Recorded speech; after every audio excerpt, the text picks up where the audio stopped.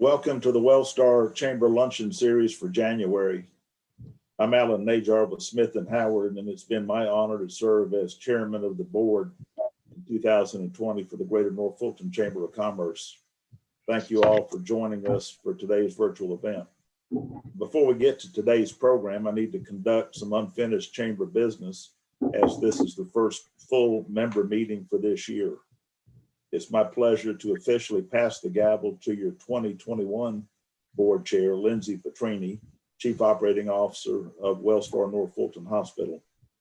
Lindsay has served your chamber for many years as a board member, chair of the Finance Committee, and a member of the Executive Committee. There is not a better person to lead us in the year ahead. Lindsay, know that you continue to have my full support and also that of Smith & Howard. So thank you for your leadership, and the gavel is now yours. Thank you, Alan.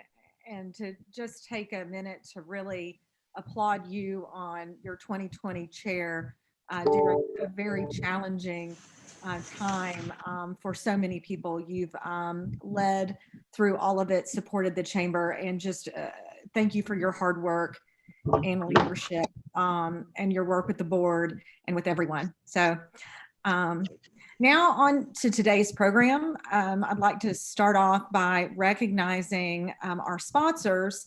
The first is our Luncheon Series naming sponsor, which is Wellstar North Fulton Hospital. So I would like to pass the mic over to an extremely important person, John Ball Kroom, who's the president of North Fulton, but even more importantly, my boss, to make those opening remarks.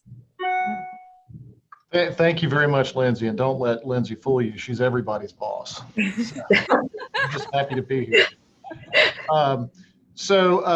You know, as an announcement, wouldn't be complete without talking about COVID-19. I did want to make a couple comments about that. You know, overall, I want to speak for the healthcare community, and we certainly and very much appreciate all of our communities supporting your hospitals and healthcare providers during this time. It's been a long time. We're almost a year in. One of the questions is, how are the hospitals doing? And I can say with our hospital and hospitals across Atlanta, we continue to be very, very busy. In relative standpoints, speaking about our COVID-19 surge, the surge that we have experienced since the beginning of the new year is double that we saw in July. So it's real. We have a lot of patients. We are working very hard to take care of each and every one of them. But I would not be doing my duty if I didn't ask, you know, our community once again to, you know, please continue to do things that keep yourselves and others safe. You know, our job is to make sure that we're taking care of patients as they're coming in. We just like to be able to take care of many patients over a long period of time instead of all the patients at the same time. It makes it easier for us. How you can help, I get a lot of questions about that. One thing I would ask is number one, COVID is real, and this is a fact. It does not only affect our elderly Americans. We have people in all age categories that are affected in many different ways. But we also see mortalities among people that are younger, in the 40 to 50 range, the 50 to 60 range, the ages of most of us on this call today. Certainly there are certain comorbidities that play into that, but it affects everybody of every race, every religion, nationality. It doesn't discriminate. I would ask that everybody continue their social distancing and masking. These things are all important as the vaccine continues to roll out. You know, we are seeing more and more of the vaccine. I believe the state and the hospitals right now are vaccinating people 65 and older, and hopefully that begins to roll out to the rest of the state in the very near future. So thank you for that and that support. With Wellstar North Fulton Hospital, the last thing I would add is during this, you know, we continue to look at ways that we can serve the community further. During COVID, we were at the same time able to open a multi-million-dollar suite to take care of thrombectomies, which has to do with comprehensive stroke. In layman's terms for all of us, most of our hospitals in the state administer TPA when a patient comes in with a stroke. This allows physicians called neuroendovascular surgeons to perform thrombectomies, which is actually the removal of the clot. We join the lucky few hospitals here in town, Emory, Grady, and Kennestone, in our ability to do this and serve many more patients in our region and improve the outcomes, not only in their livelihoods, but also saving many lives. Again, we appreciate all the support. I hope all of you stay safe, and we will get through this together. Thank you. Thank you, John Paul. Next, we'll hear from our presenting sponsor. I'd like to ask Sean Taylor, managing partner with Smith & Howard, to say a few words. Sean? Thank you, Lindsay. Good morning. Like you, I'm looking forward to hearing what Dr. Dhawan has to say about the economic outlook for our state as well as the Southeast this coming year. Between the ongoing impact of COVID and the speculation about new legislation, there's understandably a lot of uncertainty for many of our clients for the upcoming year. It's an honor to be here today. We're a proud sponsor and supporter of the Chamber and co-sponsor for today's event. The Greater North Fulton Chamber of Commerce plays a vital role in supporting businesses in North Fulton that impact the immediate North Fulton community, as well as communities around Georgia, the country, and around the world. You've been instrumental in providing resources and opportunities during the pandemic as businesses work towards economic survival and recovery.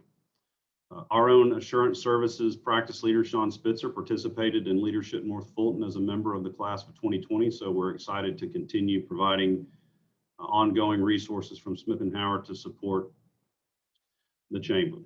Now, if you'll allow me to tell you just a little bit about Smith & Howard. I'm sure many of you have attended these meetings in the past and have heard about us, but we'll repeat a little bit for you. We're an Atlanta-based accounting and advisory firm. Our clients include privately held businesses and nonprofits throughout the Southeast, around the nation, and ultimately with an impact around the world. This is a banner year for us as we are getting ready to celebrate our 50th anniversary later this fall.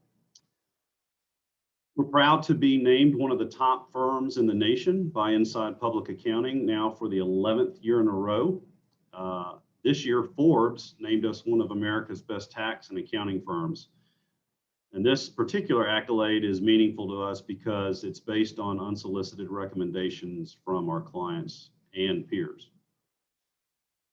So in addition to our traditional audit and tax services, we offer sales and use tax compliance and a full complement of advisory services that expand the spectrum from enterprise risk security and management, including high trust certification services, to various forms of process automation. We spent much of the last 10 months focused on the CARES Act, advising our clients on the various components of the act, including substantial assistance in helping businesses navigate the details of the Paycheck Protection Program forgivable loans. We've issued guidance on PPP literally hour by hour as the legislation unfolded and changed back in the late first quarter and early second quarter of 2020. And now as the second enactment of support for our nation unfolds. So our clients have come to expect timely communications from us that help them make key decisions for their businesses, their leadership, and their owners. We have a sister company, Smith & Howard Wealth Management, that helps families with their financial planning, investment, wealth, retirement, and estate planning needs. The people of Smith & Howard strongly believe in supporting businesses and helping to grow our economy. We're pleased to be a financial supporter of this chamber, which does so much to boost business. It's our way of investing in you and helping create a healthy and collaborative business environment. So once again, thank you all. Lindsay, I'll turn it back over to you so you can introduce today's keynote speakers. Thank you so much, Sean. We appreciate all that Smith and Howard does for our chamber. I'd also like to thank John Ray and North Fulton Business Radio X. He is recording our session today. So as always, thank you, John, for all you do. Now on to our program. It is my pleasure today to introduce our keynote speaker, Dr. Rajeev Dhawan. Dr. Dhawan wears a dual hat as holder of the Zwerner Chair of Economic Forecasting and as Director of Economic Forecasting Center at the Robinson College of Business at Georgia State. As director of one of the country's premier forecasting centers, Dr. Dhawan develops forecasts for the U.S. Southeast regional and local metro Atlanta economies. These forecasts are regularly published and presented to business executives and the media at the center's popular, well-respected quarterly forecasting conferences. Dr. Dhawan has also served as an advisor to several local and state government agencies and numerous publicly held companies such as Coca-Cola, Georgia Power, Raymond James, and Turner Broadcasting, among others. He currently serves as the chair of the Advisory Committee for Regional Growth for the Atlanta Regional Commission and is also a member of the Georgia Governor's Council of Economic Advisors. Dr. Dhawan's academic research analyzes U.S. business cycles with a special emphasis on the role of credit markets on growth and survival of small firms. Dr. Dhawan, thank you so much for being with us today. We're going to change things up for today's presentation. So I'd like to ask our fearless president and CEO, Callie Boatwright, to join us for the fireside chat with Dr. Dhawan. Callie. Thanks, Lindsay. I appreciate it. If we only had a fire to sit beside, but we're going to do it in the Zoom world, which means we can all envision one, and that works out just fine. Dr. Dhawan, thank you for joining us today. Thank you for having me. I finally figured out to unmute myself, and when it comes to the fireside chat, it's 70 degrees going to be outside today. I know, yeah. I mean, my air conditioning is about to kick on. I have to keep all the lights off and everything. So this is a very, very crazy January 26th day, in 2021. It seems fitting in all of this that we would have a 70-degree day in January, along with all of the other stuff that's been going on. So we're just really glad that you're here with us. And I'm going to go ahead and jump in with questions. We want to utilize our time with you. We know you're a very busy man, and just appreciate so much you spending this hour with us to answer some of our questions. All right. Well, I guess first and foremost, we know you're at Georgia State University at the Economic Forecasting Center, but to be honest, I don't exactly know what the Forecasting Center does there. What is your scope of work there? What happens at the Georgia State Economic Forecasting Center? Well, in the pre-COVID days, we would be in the office and be looking at the data and everything, and I would produce the forecast for the nation, Georgia and Atlanta. We would hold a quarterly conference. We would release these results in a booklet form with my presentation and handouts and everything. We will have invited speakers. We will have everything, right? And the last time I held that kind of a conference was late February a year ago. And since then, we've been at home. We've been working remotely. So my events have become remote. So my next event, which is on February 25th, is remote, So it's a little bit less, but still the message is there. We're going to produce the forecast officially quarterly for the local economy and everything. But I also fill out every survey in the world, whether it's Wall Street Journal, Bloomberg, Blue Chip, Consensus, UK, Germany, and those are monthly. So I do have to keep an eye on the economy monthly, especially the US economy. It seems to change a little bit more every month. At least in the media's perspective, right? There's always a report coming out.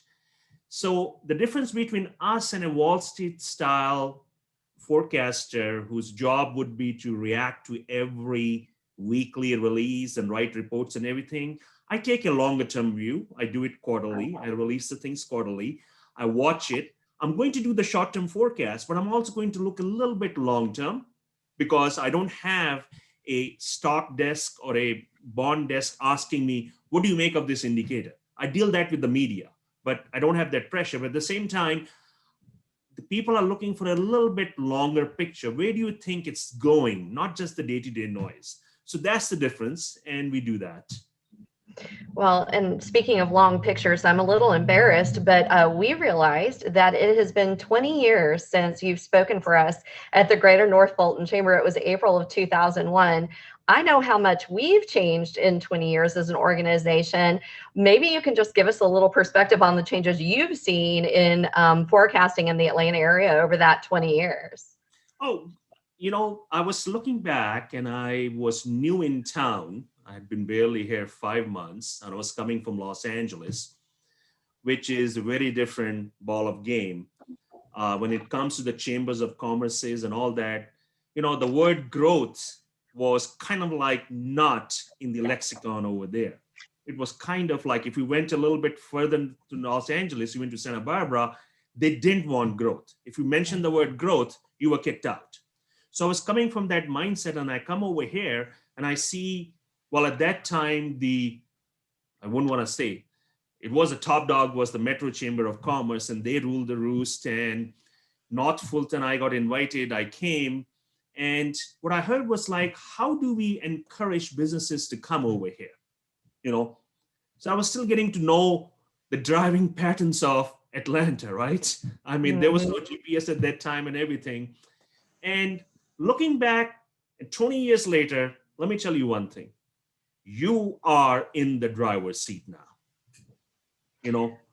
You are away from the core high-rise buildings. You are away, you're socially distanced, houses spread out, And in the old days, the problem used to be we don't have the nice restaurants or the artwork or this thing. That's immaterial now. What matters now is that workers are saying, I don't want to go into a 36-story office building and take the elevators with 5,000 people. Whereas you have those low-slung office buildings where a company can come and say, give me all the five floors, I'll put in my people, and I own the place and I can control who goes in and out. That was not the requirement before. But now after the COVID, this is gonna be the new thing. So you happen to be at the right place when this biological event happened. And I think you're going to benefit. And that's what I'm seeing in the announcements too. More talk about building smaller office buildings in Alpharetta, other places. They still talk about building the high rises in Midtown, but I don't think so. I shouldn't say it, but I can say it. I'll get into trouble. That's probably not a great idea, but Well, we like it up in North Fulton, so you can say that while you're on our call here. So that's okay with us. So let's get to the big question that we're all wondering about, the national economy, right? So what are your expectations for performance of the economy over 2021, over the next 12 months or even over the medium term? Well, I gave you a long promo about that. I think a little bit long term. And the reason I did that is that the difference between me and the other forecasters is the timing of the good times. What we call that 5% GDP growth. In my timing, there is a vaccine rollout, takes some time. People watch it to see if it's effective, which gets you to the fall. Everything has to go right. And then people come out and start spending and doing everything. So you have the bang for all this thing coming in late 21, early 22. So my 2022 is the most optimistic forecast compared to any forecaster. But 2021, I'm a realist. If I am not planning to go to an annual meeting of my organization, which is the National Association of Business Economists, in October, it tells you none of us are planning for that. And hospitality is a very big part of the bigger metro areas. Maybe not in North Fulton that much, but over here. So I'm looking at that thing and saying, I don't see people coming out and hugging their neighbor by March, April. That's what the other forecasters have it. The stimulus comes in, the money goes out, and people spend the money. Let me give you an example where the people are spending the money. There's a very small item in the GDP accounts called spending on watches and jewelry. Okay. That spending dropped by 50% in 2 months in March and April. And now it has recovered all of it and is running 20% higher. Now, who's buying watches? Who's going to work in showing it off or going to the restaurant or something? Who's buying the jewelry? Maybe the couples are cooped at home and they have to buy gifts for each other. That's one explanation as an economist. The other one my friend came up with was that, he has kids who are about to get married, and he says, look, if I was going to spend 30,000 on a reception and it's not going to happen now, it's going to be a Zoom reception, $5 and you're done. I'll give the 30,000 to the kids to buy the jewelry. And that's what's happening. So things have changed. And this kind of spending does not mean that the economy has come back to full tilt. For example, number of mortgages in forbearance in the national economy at the peak of the pandemic was 8%. Was it now? 5.5%. They came down as we opened up and we got some handle on it, but it hasn't gone to zero. You see, to me, the real recovery would be when this number becomes insignificant like it was before the pandemic. Remember, before, either you made your payment or you went in foreclosure. Forbearance did not exist, but it's now the reality of this COVID time. So now mortgages that are being originated by the banks, they're asking you to sign covenants saying that you will keep on making payments. It's a moral clause. You cannot enforce it. I mean, the market has done great, the real estate market, because everybody, I'll give you examples like I've heard the thing, you're a New Yorker, you got a nice brownstone, 5 million, you got 20 million in assets. And then in March, you lost 10 million of your assets because you were all in the market, right? And then you found the money. It's like found money by April, May, all the money had come back. And then you said, you know what? If I live in New York, I may end up dying. I can go down to Nashville, Atlanta, Charlotte, buy a house for $1 million, take some of my winnings off the table, buy it, and live my life. That is one of the big reasons there has been a movement of people towards cities in the Southeast, which is affordable, and they're buying. And I think North Fulton, all the areas around it are benefiting from that. Yeah. The stock market is very important for the health of the real estate market now. Well, the health of the real estate market, certainly residential real estate is going gangbusters right now. And we see that, of course, in North Fulton. And so let's think maybe a little more local as far as Georgia and Atlanta. Do you buy the proposition that the economy, at least now in the near term, is going to follow the virus? We heard from our hospital president at Wellstar telling us about, what's going on with the virus and what they're going through right now. Do you believe the economy is going to follow that? You kind of said that you did, yes? Absolutely. And I was very glad to hear his remarks, because people think this virus is something separate and we can do something to the economy that's independent of the virus. And that's absolutely wrong. I mean, one of my headlines is, for the last 6 months I've been using, that this economic tango is being led by the virus. So look at places like California and New York, where there were lockdowns and indoor dining was shut off and every other thing was essentially shut off in January and December, whereas we are still open. So you look at the numbers coming out from there, you look at the numbers over here, it's absolutely being run by the virus, the hospital capacity. And people don't realize the hospital capacity in your county is one indicator. When it gets overflowed, it's the next door county. Do they have the slack or not? On the county after that. And everywhere you look, the hospitalization, the ICU numbers I was looking at yesterday, ICU use is running 80, 90 to 100% depending upon the county. Now, how much of that is COVID? Maybe 35% is COVID, which means that 35% of the beds which have been used for elective surgeries and other stuff and all that, those things are getting postponed. That is where the bread and butter of the health industry is, That's right. And that is what happened last year. In March and April, they shut down everything elective to keep the beds open and the hospitals open for COVID. So healthcare industry is $2.5 trillion spending in the year. That thing dropped by almost $1 trillion in 2 months. It still hasn't fully recovered. And again, the virus will determine how many shoulder surgeries, how many knee surgeries, how many other stuff goes on, which is elective, which can be postponed compared to a heart attack or something. And that is where it makes a difference to the economy. That also determines how much the restaurants will be open, how much the other retail will be open. So it starts to being, and I can give you some international examples. At this point, UK, Germany, Netherlands, and France, and Italy, they're practically in a lockdown. All the essential stuff, it's barely, the curfews in the evening too. That's a huge amount of GDP that is off the table. Then what happened is when these places closed down, everybody ran off for Christmas and New Year's from there to Dubai because Dubai was open. But they said, come on over. Their hotel occupancy went from 40% to 99%. 4 seasons, you couldn't get a room. And guess what? Everybody went over there. Now, Dubai has a virus surge and they're beginning to close down. So it's like whacking a mole. You can stop the people at one spot. If they go to another place, they take it with you.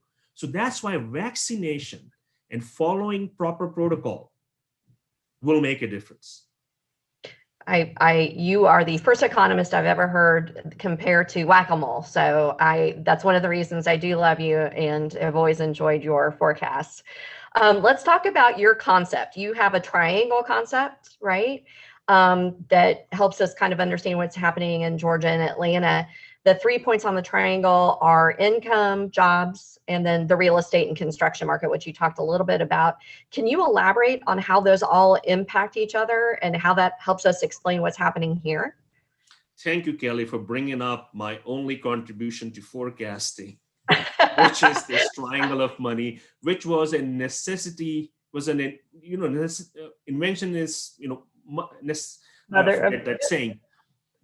It happened, I had to do that because I was new in town. It's 2004. And the data is telling me, the official data of jobs data is telling me that there has been 80,000 jobs created in the Atlanta metro region. And I'm looking there and saying, if the jobs have been created, people should have been buying stuff and they should be paying their taxes. This is not Southern Europe or Brazil or India or something. People pay taxes over here on time.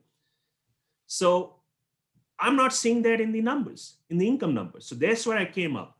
If you have jobs data that is giving you signals, because it can be conflicting signals, reconcile the signals with the income data, which is the personal income growth, which runs late, 3 months late. So you have to look at the tax collections, which are monthly.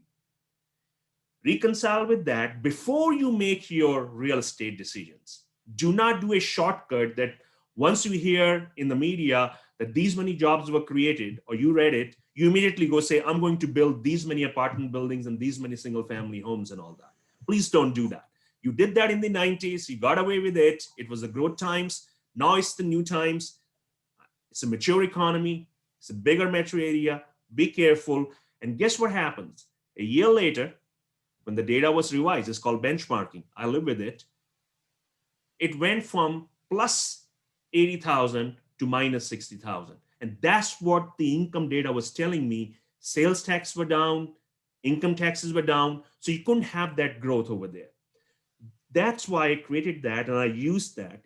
It's like, you have to be careful. So right now, what I'm seeing is that we lost about 532,000 jobs in 2 months in March and April in the Atlanta metro area.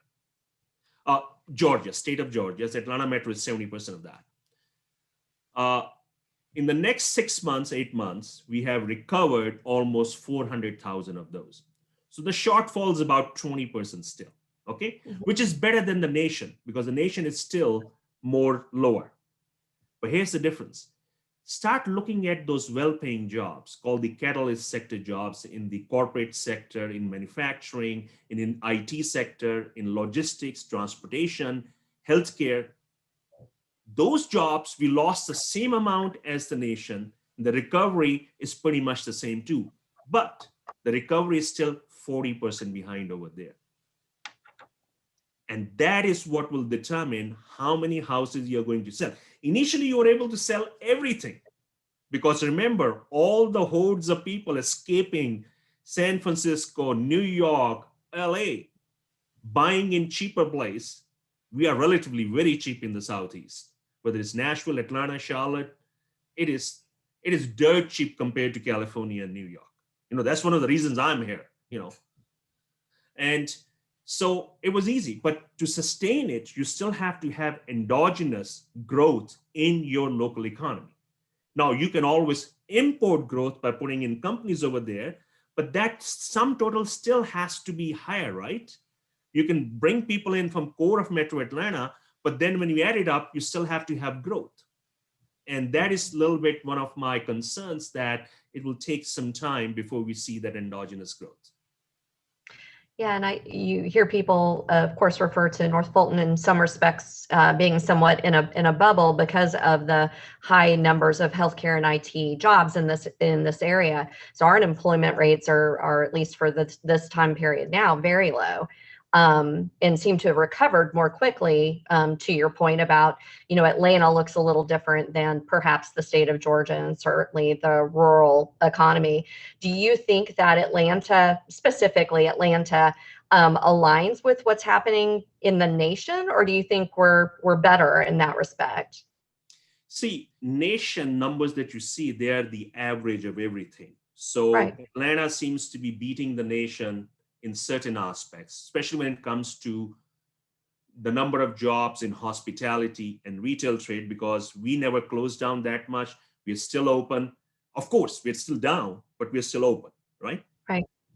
But if you compare them to the two biggest economies, New York and California, which were totally in a kind of like since December, these two industries have been totally pulled back. So their numbers are going to look pretty bad. And that is why when you looked at the December job report, you found there were job losses of 340,000 in hospitality, especially in the restaurants and hotels. But overall, there was still, 200,000 jobs being created in the other sectors, but the net was minus 140. And that's because of California, New York, and those places. Right. It's not the case in Georgia. We had 40,000 jobs created in December, of which 20,000 were in hospitality and retail. We didn't lose jobs, unlike the nation. But remember one thing, what is the average wage in hospitality and retail? It is 15,000 or so. Maybe it's 25. What is the average wage of the healthcare and IT worker that lives in North Fulton? 100 plus? They're the ones who are going to be buying that $500,000 home. Right. Right? Sure. Yeah, So it looks different. that's what matters. Where is this growth and what they will buy? And here's one thing. There was always a talk about the millennials want to live always in town, in Midtown, Buckhead, and all that because of the nightlife, the restaurants, and everything. Guess what? Nightlife may still be there. It can be created anywhere. Restaurants, millennials don't like to go out and do a business dinner. That's us old fogies, the old style, okay? They like to order from a ghost kitchen, get the best food delivered to their partner while they're playing their game after work, because lunch is given at work. So they can still come and live in North Fulton so you used to say in the old days, we don't have the restaurants and the nightlife. They don't need it.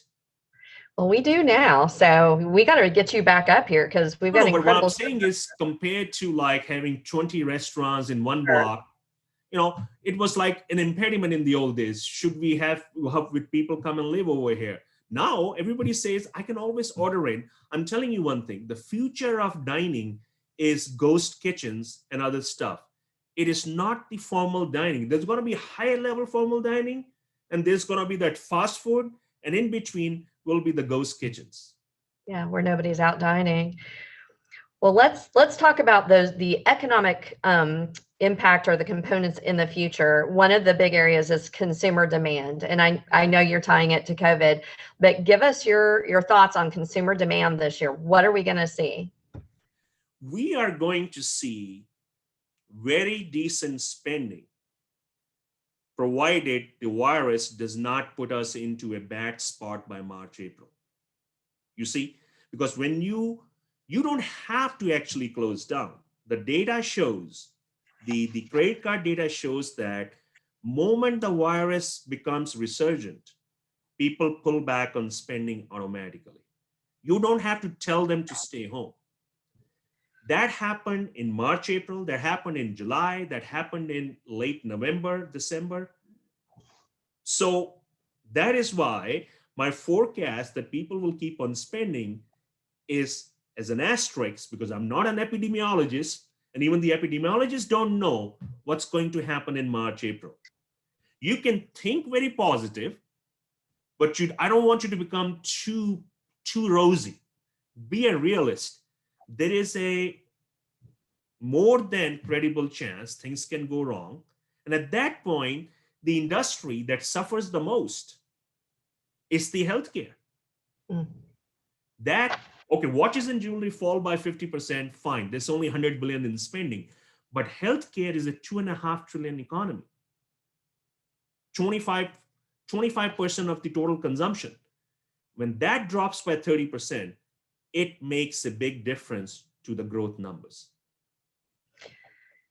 So, and healthcare, of course, has already been hard hit. So hearing that isn't pretty for any of us. How about for employment? Which industries or which areas of the market, which sectors have been the hardest hit? Well, it's very obvious that the retail sector and the hospitality sector, restaurants and hotels, they have suffered the most, okay? Followed by, the suffering was everywhere, but the recovery was the fastest in manufacturing, which is, you could be more socially isolated at working.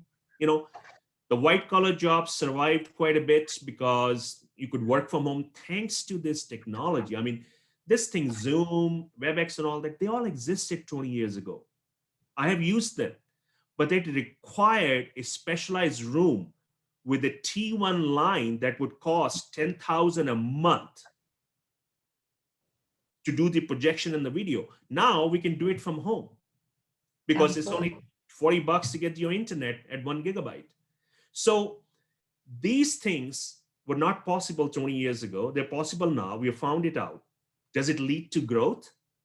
No, it's just maintenance. Because I can give you an example. I don't want to name the company in town, but in their technical department, they hired programmers. They have kept them. They're all working from home, but there have been layoffs in the same technology division. They kept the management, but they got rid of the middle managers who used to keep an eye on the team because they found out the team is working from home. Okay, so I don't need the middle managers. So the growth areas depend upon where you are. This is just like the 90s when it started with the banking sector where the middle management was gone, and then it went to the other corporate side. This is another new round. People are finding out, do I need this many level of management levels to keep an eye on my workforce? And remember, that management level is the one that buys your $800,000 home. Right, right. And the technology market, of course, is very, very strong up here. Talk a little bit about Georgia tax collections, the state of Georgia, obviously. Yes, our tax collections, when we shut down in March and April, they tanked, not as Right. badly as California and New York, but they still went down by 6%.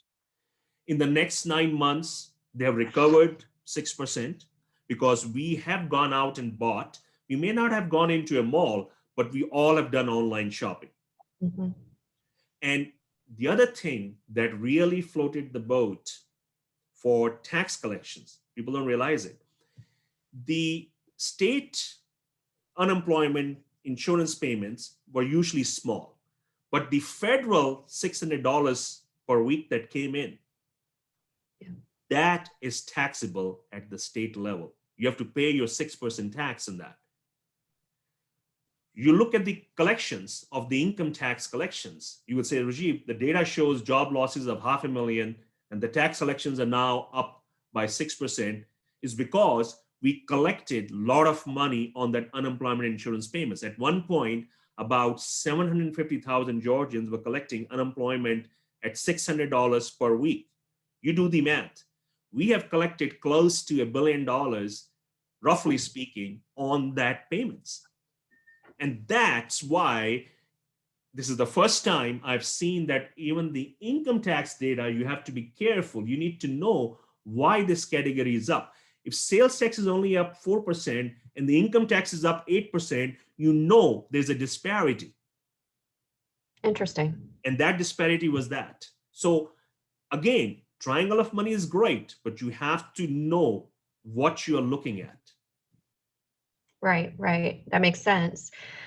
You've been talking about the housing boom, and of course, we're seeing it up here. Houses are going for highest and best offers. It's great, right? For to some extent, and seeing the money that is out there and being spent. Do you think that it will last? And do you pass this crisis? And do you believe that it is impacting the stock market, the health of the stock market?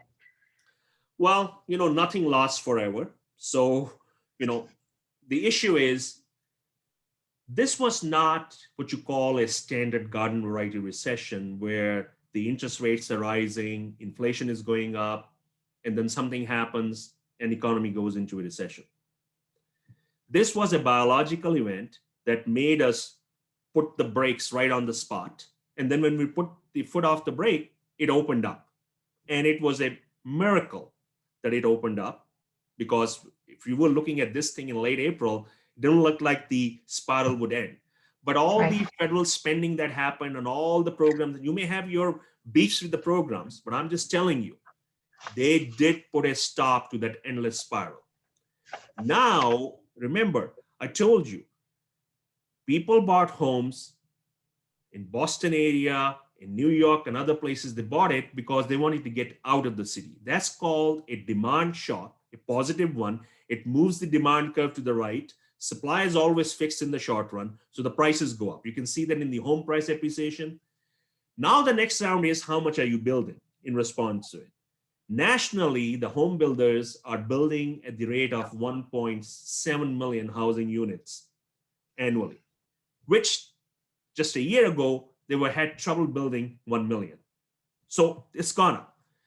In the permit data that I'm seeing for the local economy, there has been an uptick, but not as much as the national economy, because again, it's about the price of the lot and builders are being cautious. And also somebody has to finance them. And Right. we have just come off the bad 2008-9, and remember the overbuilding. So the scars are still there. So it will take some time. And also they're trying to figure out, is this movement permanent or temporary? Today it looks like people want to live over here, but then what happens 2 years down the road? Again, it will go down to endogeneity of the job growth. You will have to develop it within the area. This shock maybe lasts this year too, and then it's over, right? It's not like every year people will keep on moving out. Those who could have already moved. The second thing is on the interest rates. They are historically low. If anybody thinks that the 3% mortgage rate will go down to 2%, is basically asking for an economic disaster. Only then it would happen. Okay. So let's go forward this year. Last year, there was a big fiscal program. The government spent $3 trillion. Where did they get the money? Think over it. We were not spending out, so we saved the money. The stimulus checks that came to the other people saved that too. Corporations were not spending the money. They were not investing in their firms. They were doing maintenance. So $1.5 trillion there and $1 trillion over there, we funded it, right? But this year, the corporations are beginning to open up. There's no more, we're not increasing our savings. We're beginning to open up. And the rest of the world, whether it's Germans used to run a budget surplus. They're going to run a budget deficit of 10% of their GDP. Mm-hmm. So the money that used to come from Norway, Germany, Singapore, other places, they're going to their own countries.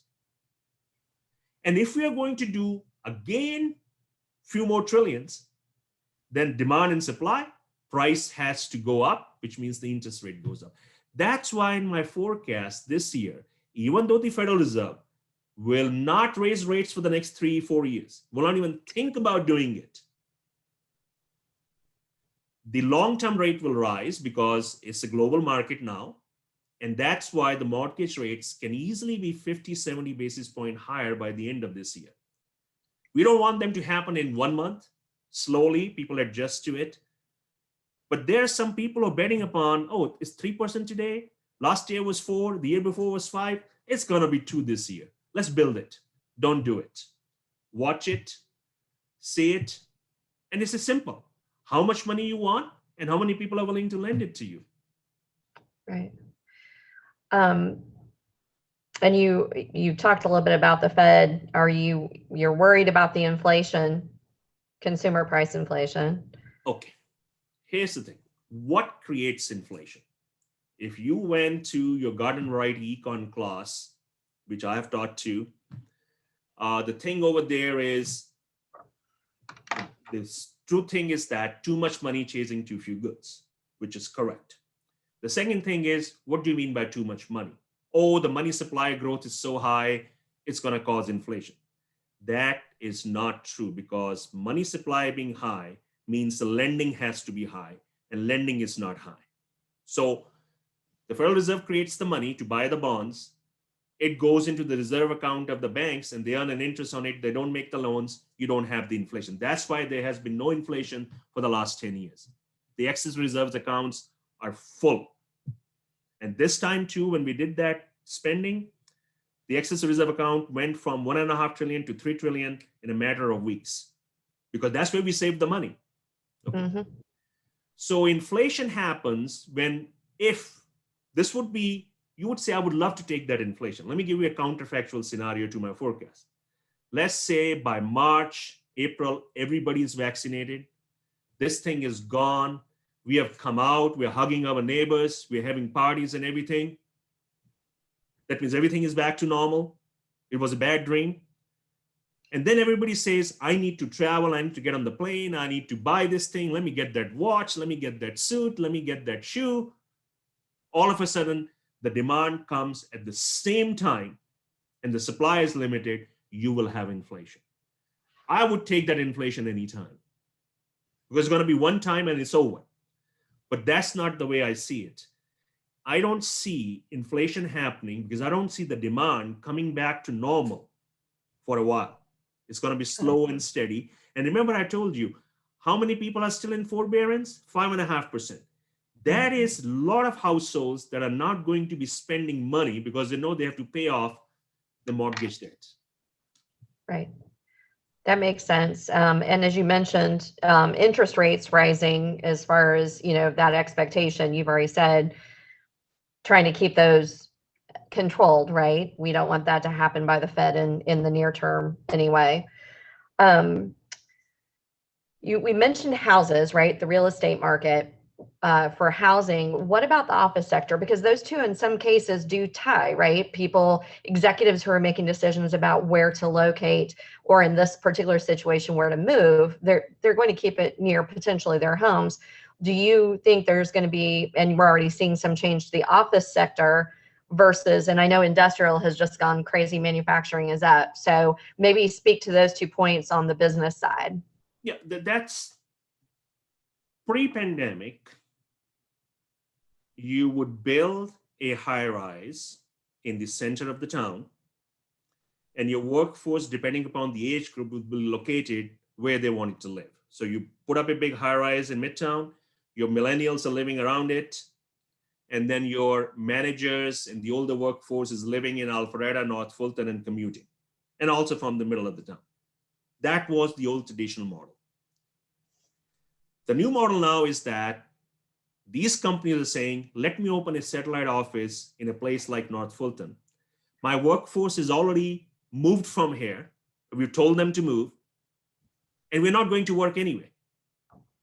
So let's go over there. So all of a sudden, where you put your office building and where you live is going to get more interconnected, because once you have to go to the office, you don't want to be driving too much. You want to just go quickly. You're going there a few days a week. Some people will drive long distance, but in these kind of cases where we can do both the building and living in the same spot, places like out of the metro areas are very well positioned. Not to say that the metro area won't do, but it will have to be a different way. Mhm. No more 36-story tower and people living in a high-rise building next door in an apartment and coming over to work. Right. And I don't know, the manufacturing that's blown up have really been more in the suburban, obviously, to rural areas, correct? Right, but there's another part of the warehousing and industrial, which is connected to the ports. All the stuff that we buy from Amazon, Target, Walmart, Costco, I've named all your brands, okay? So nobody can accuse me of not, if I missed anybody, you're buying it from there. Where is all this stuff made? Yeah. 90% plus is made abroad. The other 10%, if it's made in the US, still has to be shipped from one port to the other. So it comes on the ships. They get unloaded in Savannah, which has now become a huge port. When I came to Georgia 20 years ago, it was probably number 10. It's probably number 2 now.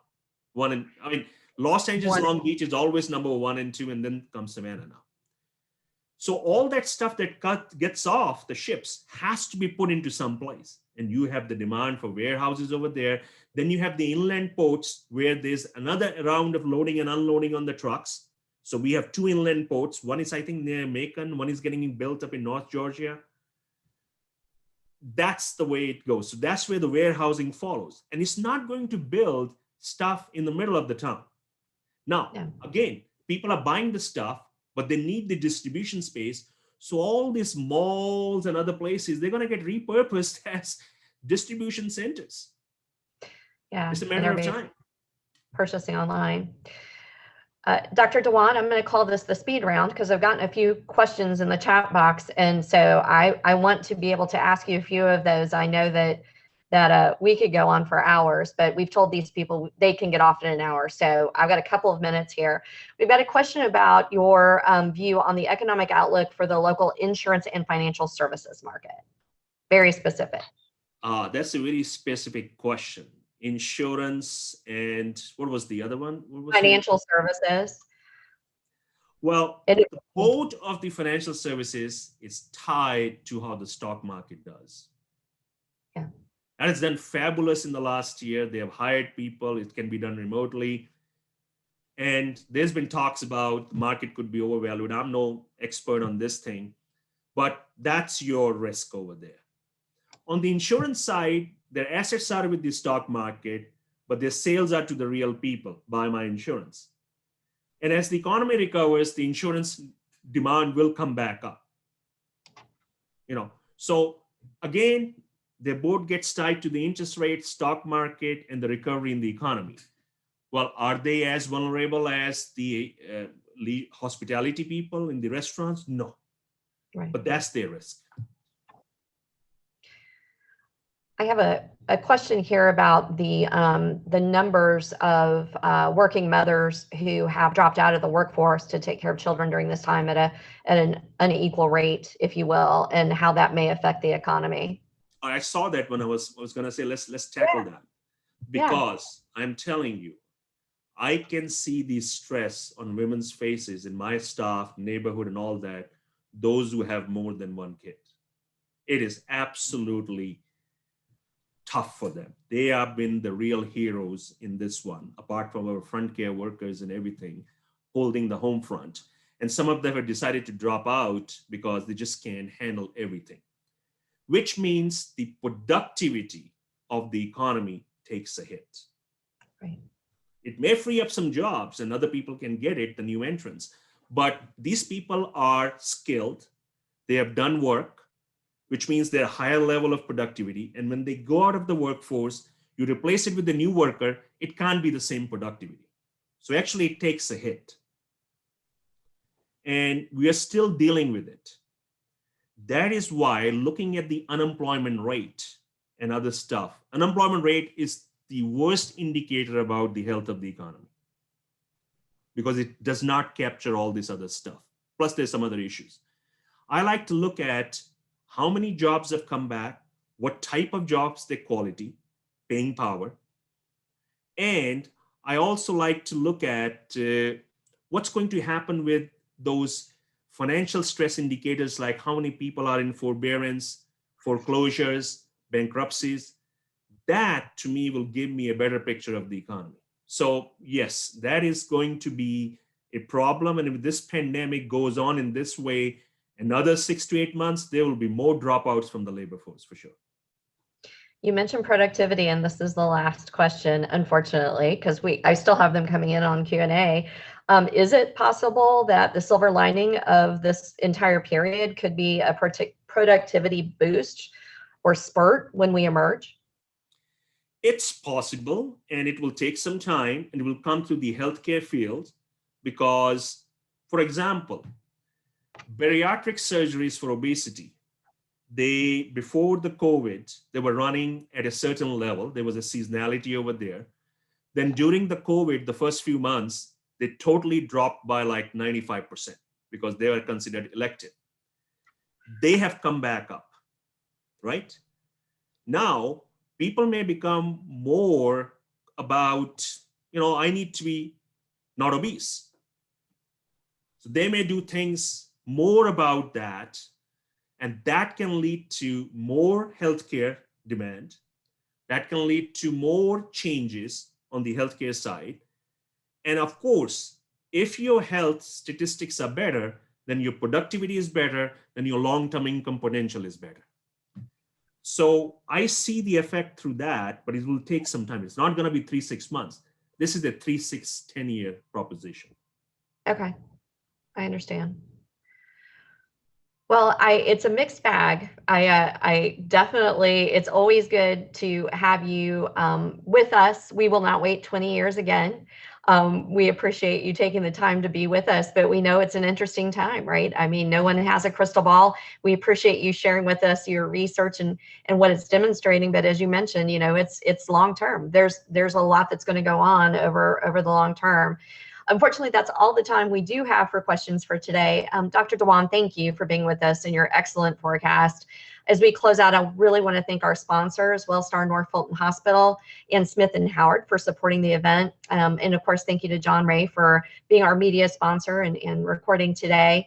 I also want to thank everyone who joined us virtually. We had about 120 people on the call. The next Wellstar monthly event will be held on February 23rd and is about our growing economic impact and growth of the esports industry, which is absolutely growing by leaps and bounds. We're excited to welcome an outstanding panel of experts, including Todd Harris with Skillshot, Brennan Dicker with Georgia State University's esports training, and Asante Bradford with the Georgia Department of Economic Development. Thank you to the Development Authority of Fulton County for sponsoring that event.